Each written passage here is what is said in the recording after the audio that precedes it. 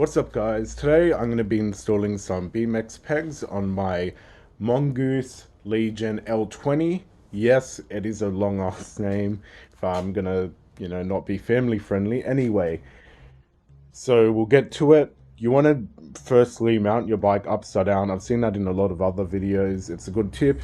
I put, a little crap blanket underneath just not to damage the bike in case. Anyway, we'll get to the tools you need.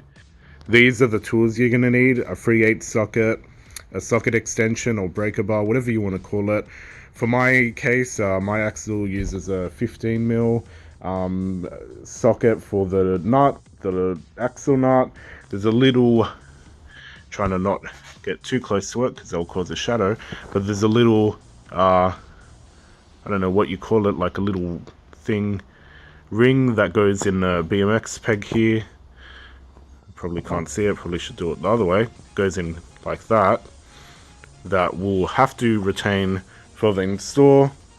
It did come, we're going to go over to here so you can get a better look at my axle. Okay, so that has to, there was a washer here somewhere. Make sure you take that off because the BMX peg does act like a washer, so remove that so you have more axle thread.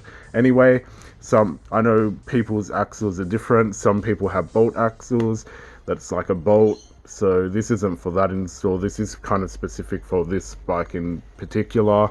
Anyway, we'll get to it and let's go. The socket, I'm gonna put that on and I'm gonna tighten it up.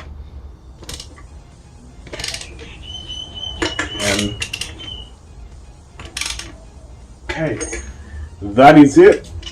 Thanks for watching. I know it's not a very long video. It's a very simple process. I've already done the other three.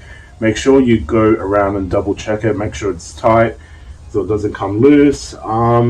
Yeah, I've actually had to keep the sand on that one just in case, don't want the I don't want a fourth one.